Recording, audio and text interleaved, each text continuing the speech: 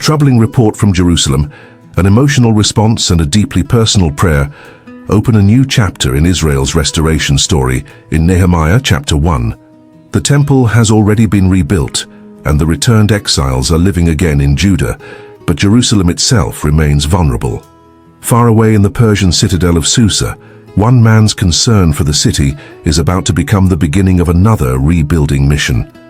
It was the month of Kislev, in the 20th year of the Persian king's reign, when Nehemiah was in Susa. His brother Hanani arrived with several men from Judah. Nehemiah immediately wanted to know about the Jewish remnant who had survived the exile and returned to Judah. He also asked about Jerusalem. The answer was painful. Hanani told him that those living in the province were experiencing great trouble and disgrace. Jerusalem's wall was still broken down, and its gates had been destroyed by fire. For Nehemiah, this was more than disappointing news about a distant city. Jerusalem was the city of his ancestors and the center of his people's national and spiritual history. When he heard what had happened, Nehemiah sat down and wept. For several days he mourned, fasted and prayed before the God of heaven. Rather than immediately forming a plan or blaming someone for Jerusalem's condition, Nehemiah first brought the situation before God. His prayer began with worship.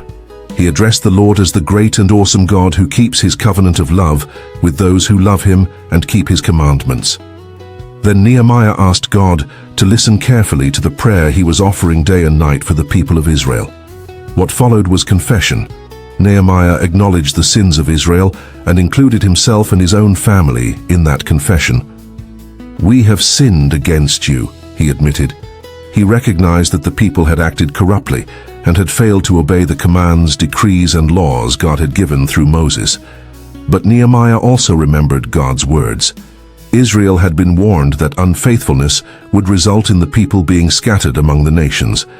Yet God had also promised that if they returned to him and obeyed his commands, he would gather them again, even if they had been scattered to the farthest horizon, and bring them back to the place he had chosen for his name. Nehemiah therefore appealed not to Israel's deserving, but to God's covenant promise. These were God's servants and his people, whom he had redeemed by his great power and mighty hand. Then Nehemiah's prayer became specific. He asked God to hear not only his prayer, but also the prayers of those who delighted in honoring God's name. And finally, Nehemiah asked for something that reveals he was already beginning to consider what action might be necessary. "Give your servant success today," he prayed, by granting him favor in the presence of this man. Only at the very end of the chapter does Nehemiah reveal why that request mattered. He was cupbearer to the king. That position placed Nehemiah close to one of the most powerful men in the Persian Empire, King Artaxerxes. The chapter ends before Nehemiah speaks to him, and that is what makes Nehemiah 1 such a powerful beginning. Nothing has been rebuilt yet. No workers have been gathered. No stones have been moved. The first work happens inside Nehemiah. He hears, he cares, he mourns, he fasts, he confesses, he remembers God's promises. Then he prepares to act. The lesson here is not simply that we should pray when something goes wrong. Nehemiah shows us that genuine concern should move us from emotion through prayer toward responsible action. It is possible to hear about a problem and feel deeply about it without ever becoming part of the solution. Nehemiah allowed the burden to change what he was willing to do. Sometimes rebuilding begins long before the first stone is lifted.